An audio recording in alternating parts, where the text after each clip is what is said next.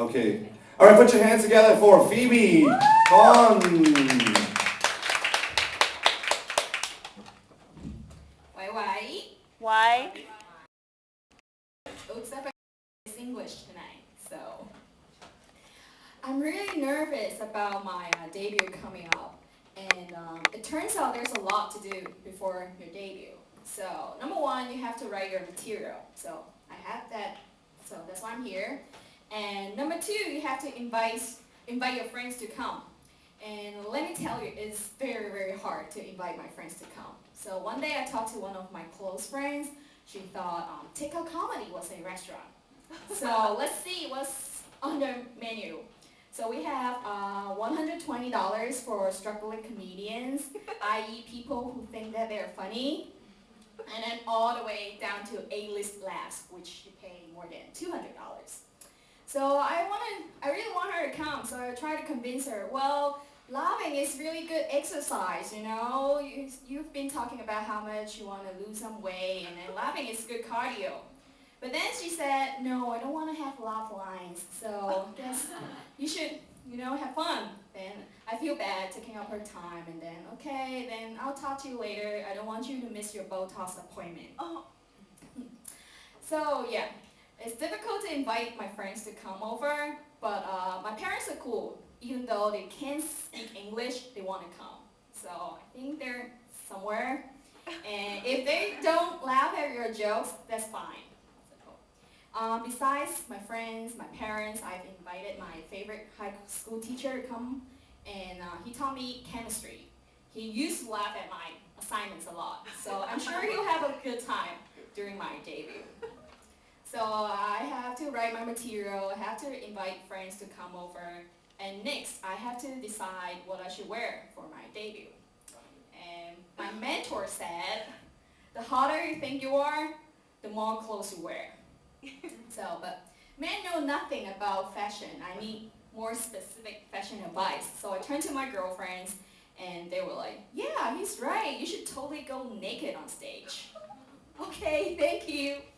So yeah, it's like I said, it's very nervous to be on stage, and I always feel better after I run. So I have run a marathon before I came on stage today. Not only that, I need my lucky socks. So I'm wearing 3 pairs of them tonight. Okay. And so this is what I've been preparing for my debut, and during daytime I need to look for a job. I just got out of school, and like many students here, I'm in debt already before I have a job. So I asked myself, okay, it's time to be responsible, independent, you need a job. And I need a job where I can have fun and make some money. And I have compiled a list of jobs that I should go for. And number 1 is, I want to be a one-child girl. Think about it, you have flexible hours, you have fun. But then I realized, I don't really like white guys. I don't date white guys. And white guys ask for kinky stuff. So, call me old-fashioned, I don't do kinky stuff.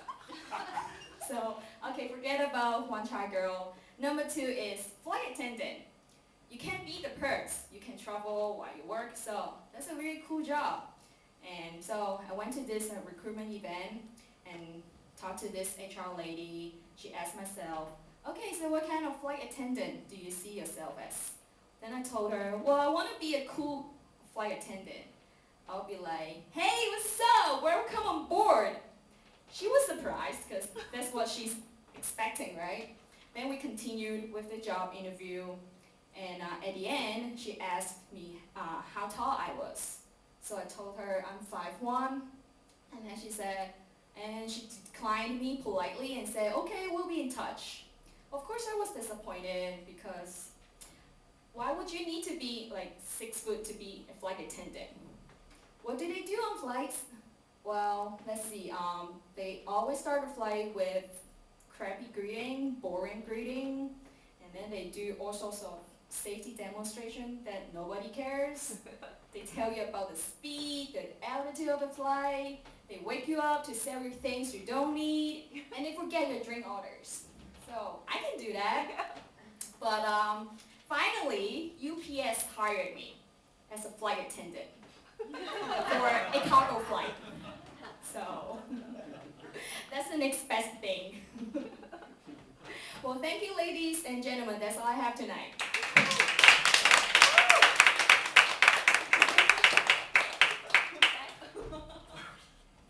I'll just take the mic. Thank you, Phoebe Hahn. Put the stand back in the center.